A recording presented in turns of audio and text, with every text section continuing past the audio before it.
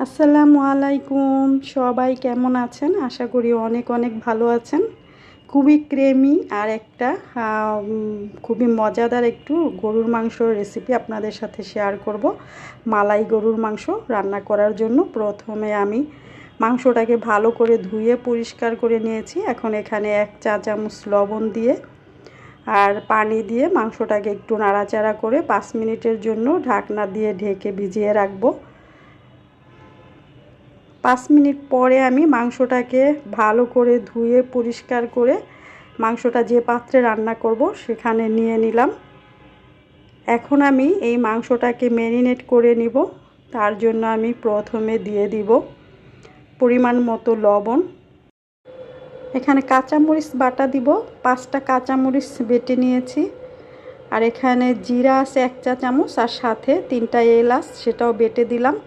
1 table চামচ আছে আদা বাটা আর 1.5 টেবিল চামচ আছে রসুন বাটা। রসুনটা একটু বেশি দিয়েছি যেহেতু এখানে একটু পানির পরিমাণ বেশি। আর এখানে 1 চা চামচ মরিচের গুঁড়া, আধা চা চামচ হলুদের গুঁড়া, আধা চা চামচ ধনিয়ার গুঁড়া আর পরিমাণ মতন তেল। 2 মুঠো পেঁয়াজ দিয়ে ভালো করে মাংসটাকে মেখে নিব।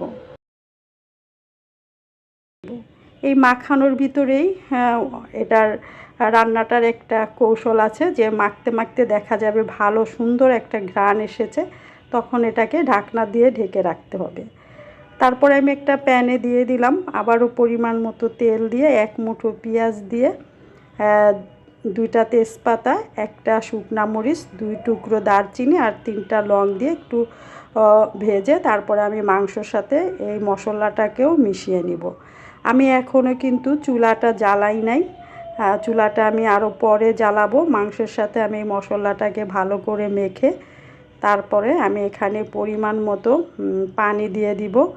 আমি রান্না করতে আমার যে পানিটার প্রয়োজন হবে মাংসটা সিদ্ধ হতে বা আমার যতটুকু গ্রেভি রাখবো আমি ঝোল রাখবো সেই পরিমাণে আমি আন্দাজ করে একটু পানি দিয়ে দিলাম। আমি এখানে মাংসটাকে এমনভাবে পানি দিলাম যে মাংসটা যাতে একটু ডুবে থাকে। চুলাটা আমি জ্বালিয়ে দিয়ে এবং চুলার আগুনটা আমি বাড়িয়ে দিয়েছি। আর এই যে মাংসটা এখন বলক এসে গেছে, বলক আসার পরে আমি নাড়াচাড়া করে এখানে ঢাকনা দিয়ে ঢেকে রান্না করব প্রায় 20-25 মিনিটের মতো। এখানে 20-25 মিনিটে আমি কয়েকবার এসে ঢাকনা উঠিয়ে নাড়াচাড়া করে দিয়েছি। আবারও এটা নাড়াচাড়া করে একটু ভালো করে মিশিয়ে দিব, একটু দেখব তলানিতে যাতে লেগে না যায়, সেজন্য একটু সাবধানে থাকতে হবে যাতে রান্নাটা বসিয়ে কিছুক্ষণ পর পর এসে চুলার জালটা কমিয়ে দিয়ে বাড়িয়ে দিয়ে এভাবে করে একটু নাড়াচাড়া করে রান্না করতে হবে। এখন আমি কিন্তু চুলার জালটা আরও কমিয়ে দিয়েছি, আবারও একটু নাড়াচাড়া করে তারপরে এখন আমি এখানে প্রায় দেখা গেছে আমার মাংসটা 80%-এর মতো সিদ্ধ হয়েছে। আর এই পর্যায়ে আমি মালাইটা দিয়ে দিব। এই মালাইটাকে আমি ভালো করে ফেটিয়ে নিয়েছি। মালাই মানে দুধের সর, এটাকে আমি ভালো করে একদম ফেটে তারপরে মাংসের ভিতরে দিয়ে দিব। ভালো করে আবারও মিক্স করে নিব, ভালো করে একটু নাড়াচাড়া করে ভালো করে মিশিয়ে নিব।